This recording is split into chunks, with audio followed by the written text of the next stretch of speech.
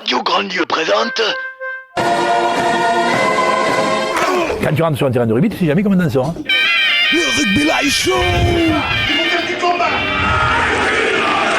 Oh, ça meurt, faut le mourir avec vous, hein. Je veux plus perdre. Et je chiale ce putain de maillot. Au rugby, la simulation, c'est carton jaune. Quel scandale cet arbitrage, c'est invraisemblable.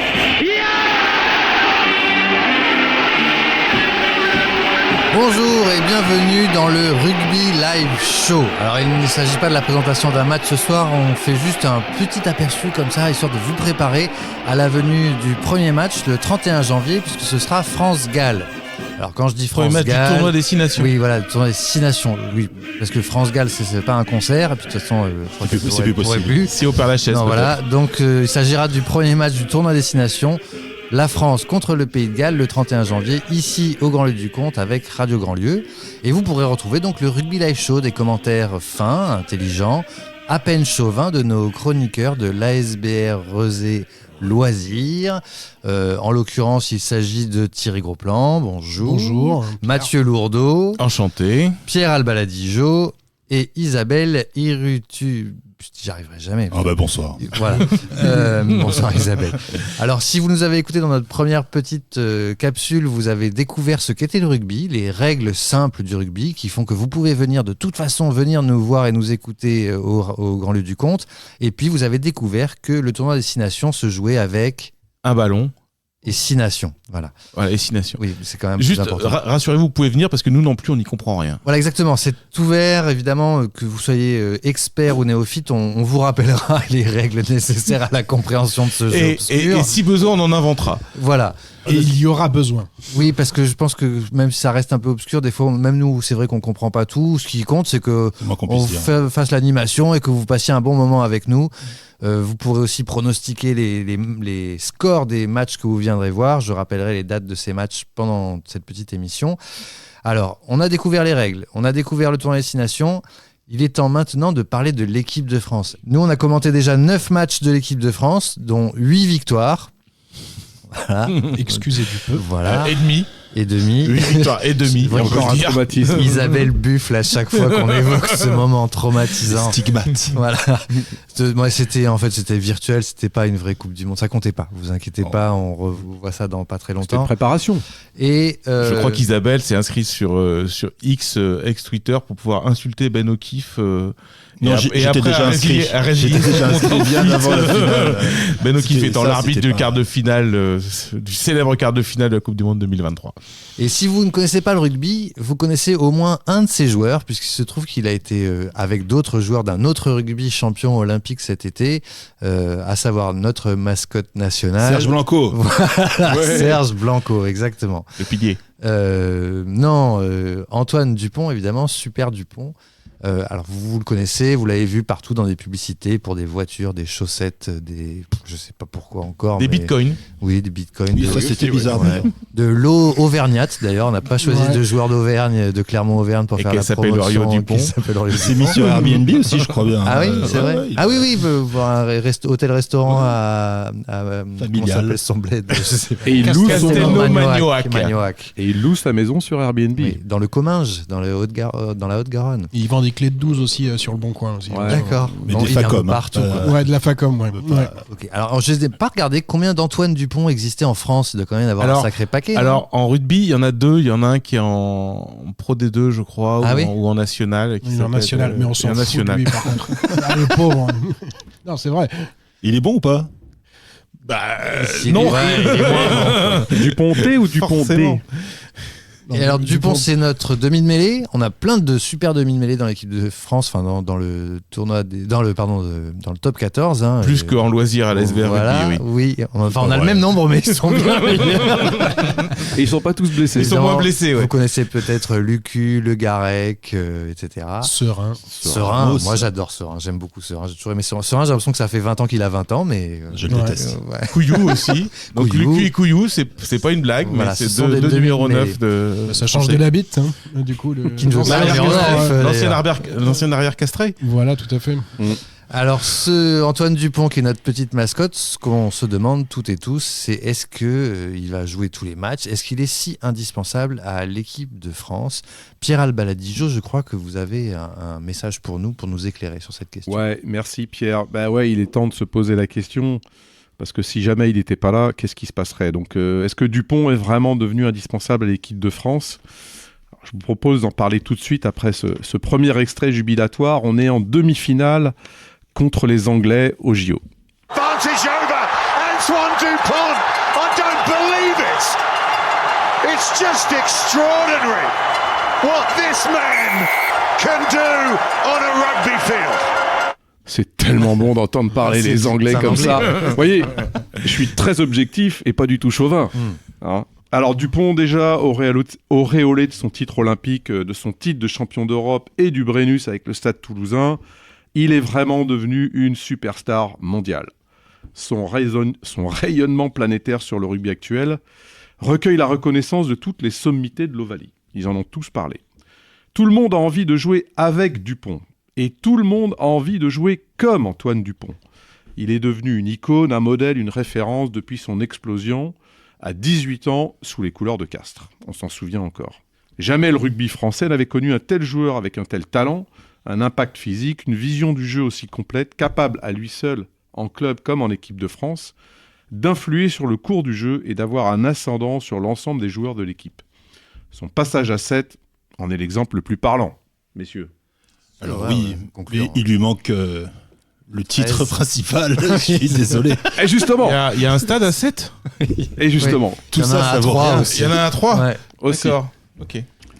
Donc, après son repos post-olympique, son retour au Stade Toulousain en octobre, frais comme un gardon, fut l'occasion de montrer quand même qu'en moins de 10 minutes, il était toujours capable de planter 3 essais, tout en faisant des passes décisives pour faire briller ses potes au cours du match. Moi, je vous le dis en toute objectivité et sans chauvinisme, ce gars est un extraterrestre. Est-il vraiment devenu indispensable à l'équipe de France pour lui permettre d'atteindre son Graal ? Bon, qu'on a déjà raté une fois, certes, mais que là, maintenant, on a vraiment dans le bout de la lunette. L'équipe de France avec Antoine Dupont, c'est l'assurance déjà d'un spectacle et d'une victoire quasi garantie. Ces stats sont juste incroyables. Depuis 2020, on ne garde finalement en mémoire qu'une seule défaite d'1 point en quart de finale face à l'Afrique du Sud. Ces usurpateurs du rugby. On pouvait perdre tous les autres et gagner celui-là. Hein. J'échange. Le match de trop. J'échange volontiers. Non mais c'est l'arbitre. Il est clair Ne me lancez pas là-dessus. Il est clair que ce joueur apporte beaucoup à l'équipe. Il rassure, il organise, il communique avec tous ses coéquipiers. Il les fait avancer, il les fait briller en toutes circonstances. Flamand, Ntamak, Movaka, entre autres, ne s'en plaindront pas. Il porte l'équipe, installe la confiance. Il sait toujours se placer au bon endroit, au bon moment, ce qui est pas mal pour un neuf. Hein. Il sait envoyer en pleine course des chisteras de l'espace pour dérouter les défenses adverses et faire marquer des essais. Ses coups de pied en profondeur aussi permettent à Bielbarré de déposer les lignes de défense et de trouver des 50-22, où le 8 de devant opère ensuite son entreprise de démolition en touche. Par la crainte qu'il suscite auprès de ses adversaires, il focalise l'attention de ses vis-à-vis et libère ses coéquipiers de l'étau défensif. C'est un poème en fait. C'est un poème ce garçon. Dans les moments les plus tendus, il sait être décisif et créer des dégâts dans les lignes adverses par une vision du jeu nouvelle au poste de numéro 9. On peut le dire, il a un peu révolutionné le boulot, quoi. Vu la géographie, il serait pas né à Lourdes plutôt ? Non, pas loin en tout cas. Pas loin. Même nous, spectateurs, nous sommes rassurés quand il est sur le terrain, car on le sait capable de faire basculer le cours d'une rencontre en quelques actions éclatantes. Alors oui, assurément, on peut conclure en disant que Dupont est devenu indispensable à l'équipe de France. Que ça soit à 15 d'ailleurs ou à 7, il met au service des autres son génie et sa force sans jamais se la jouer perso. Sa vision du jouer ensemble sublime les qualités individuelles et collectives au point même de dérouter les stratégies de l'adversaire. N'ayons pas peur de le dire, sans chauvinisme, ce joueur est un génie dont le talent s'élève au niveau des Mozart, Tiger Woods ou Steve Jobs. La ref. Et pourquoi pas Elon Musk tant que tu es Attends, il a pas encore fait ses preuves celui-là. Tiger Woods, par contre, là, du coup, il y a du boulot là encore là sur le. Sur le côté agression sexuelle. Ouais, voilà. Ouais, mais ça viendra. C'est un peu mou du gland, Antoine Dupont là. Pourquoi pas l'abbé Pierre alors, dans ces cas-là. J'ai pas osé la faire celle-là. Il marquera son temps en tant qu'homme, mais aussi en tant que joueur capable d'emmener le moment venu l'équipe de France au sommet tant attendu de sa gloire. Et ce n'est pas moi qui l'ai dit le premier.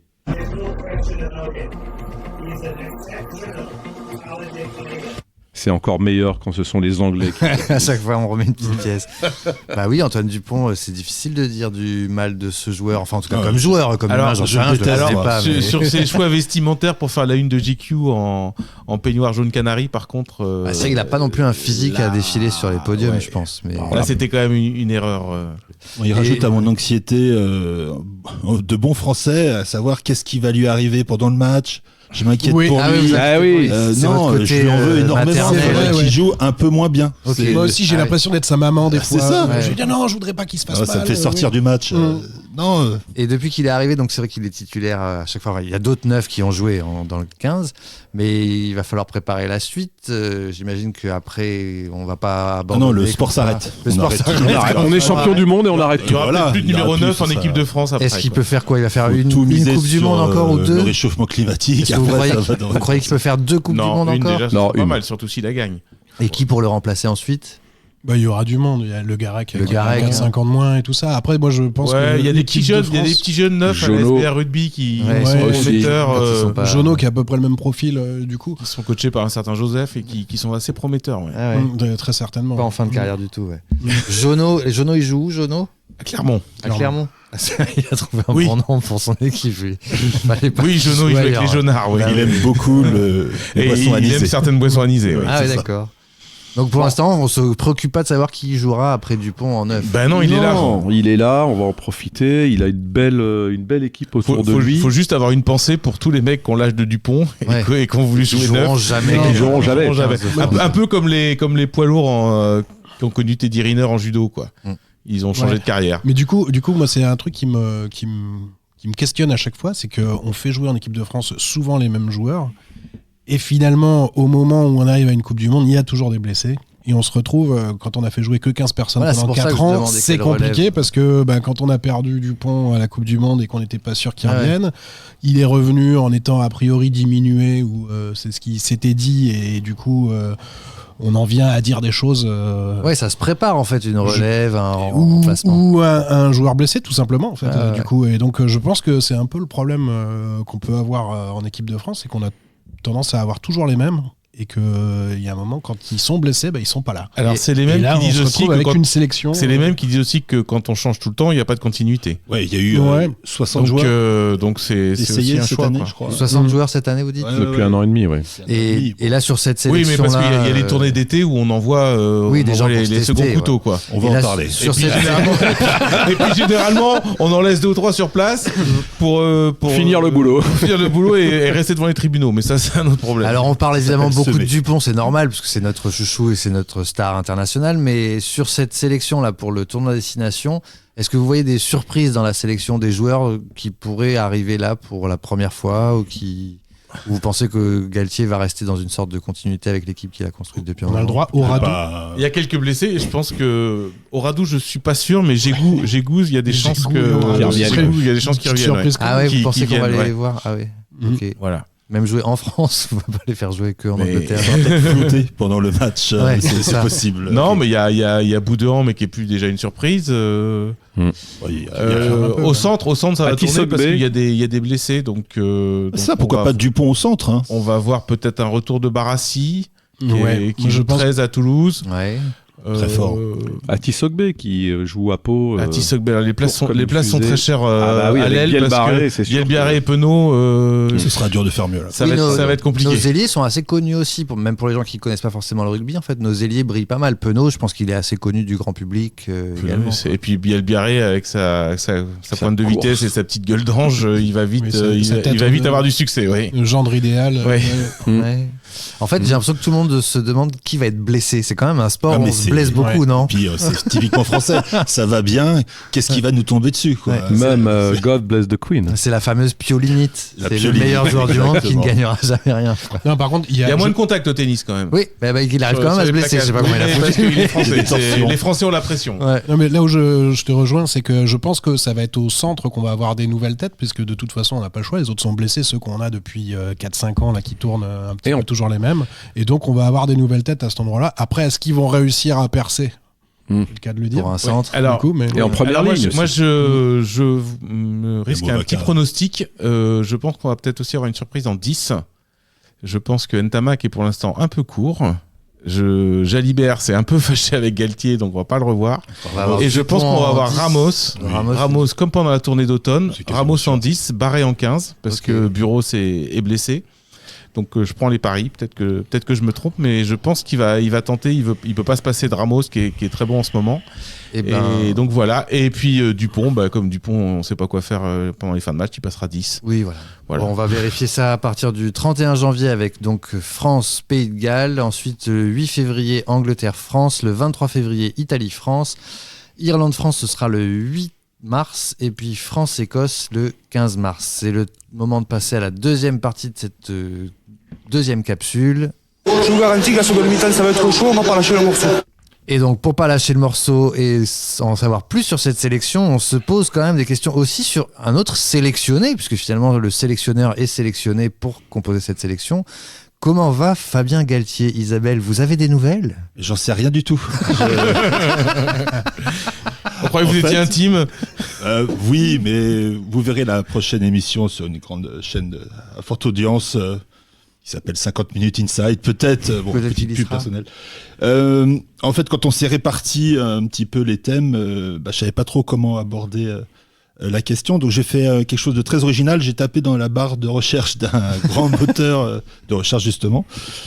Galtier avec un « et », mon très cher Mathieu, virgule, en pleine crise mystique, point d'interrogation. Ah ouais. Eh bien, on a eu beaucoup de réponses un peu... En fait, c'est les réponses qui étaient étranges. Ok, la question c'est normal. La question, à la limite, oui, c'était normal, mais c'est toutes les questions en fait qui ont découlé de cette recherche-là. Par exemple, où habite Fabien Galtier? Qui est la femme de Fabien Galtier? Ce sont les propositions du moteur. Et la couleur de sa voiture. Okay. Qui quitte le 15 de France? Juste après, où est Jalibert? Assez dingue. Savoir donc si ce grand Manitou du 15 de France ne serait pas un peu membre des forces occultes, parce qu'il y a quand même un renouveau et une stabilité du résultat depuis ces quelques années, malgré ce grand match perdu en quart de finale de Coupe du Monde. Ne pleurez pas, ça va. Enfin, cette question, c'est sûr, elle a toute cette légitimité. Il y a des punchlines, il y a des choix de sélection ou de non-sélection qui peuvent questionner. Lui, il est toujours sélectionné. Il est toujours le sélectionneur. D'accord. Mais il en est où concrètement? Il en est où? Attendez. Une fois n'est pas coutume. Laissez-moi finir. Je vous demande de vous arrêter. Un exemple d'un vrai pro des propos mystérieux, à travers ceux prononcés d'Eric Cantona, footballeur, mais pas que. When the seagulls follow the trawler, it's because they think sardines will be thrown into the sea. Thank you. Alors là, il venait de réagir à sa sanction annoncée suite à un coup de pied donné à un supporter. Déjà, c'est bizarre. Il parle en anglais, c'est là encore plus bizarre. Dans l'étrange. Enfin, le contenu, c'est mystique, il n'y a pas de doute. Hein. C'est un grand seigneur du mysticisme. Je ne pense pas que Galtier soit à ce niveau-là. Qu'est-ce qu'on fait? Un choix est venu se proposer à moi.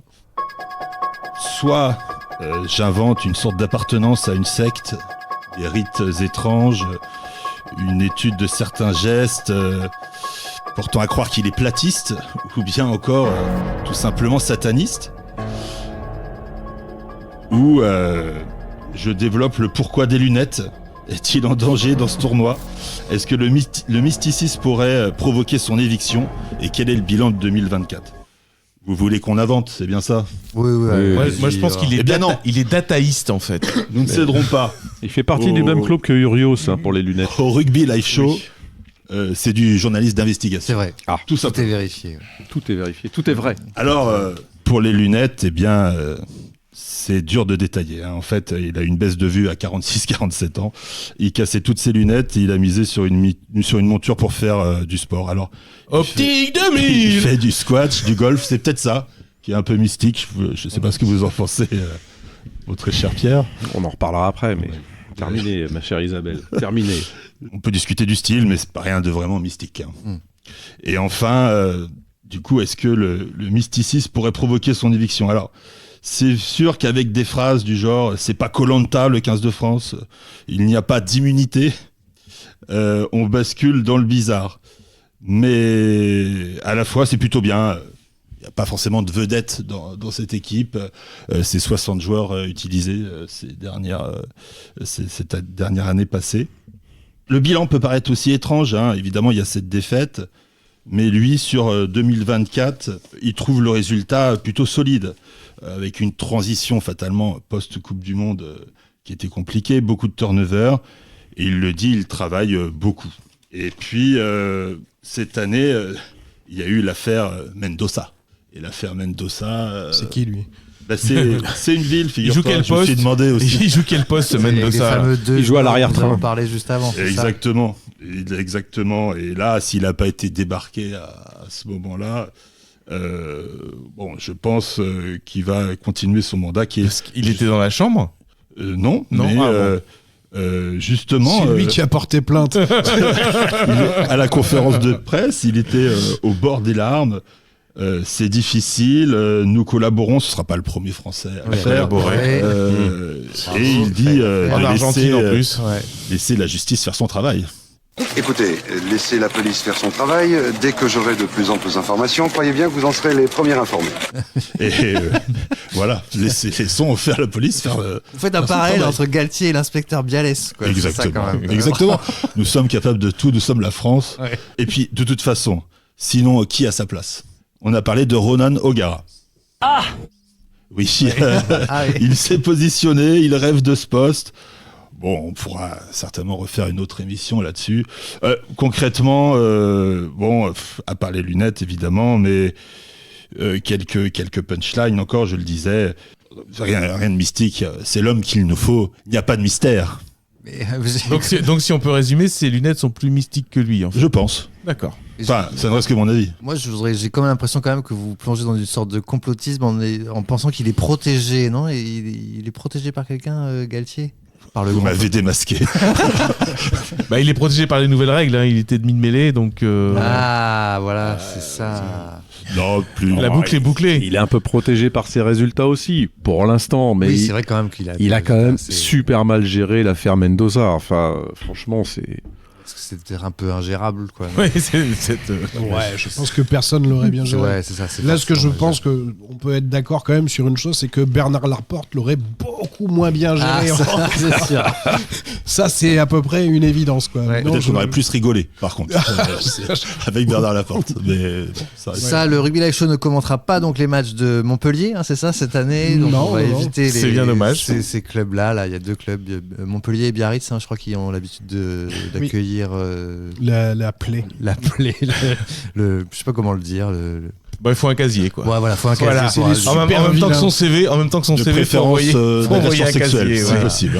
Bon, nous, on va rester sur une très belle équipe de France, à qui on souhaite évidemment de remporter ce tournoi.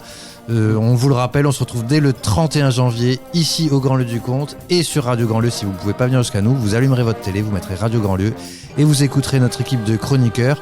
Je remercie Fred Grodard et le stagiaire d'avoir réalisé ces deux programmes. Et à très bientôt pour le Rugby Live Show. Bye bye.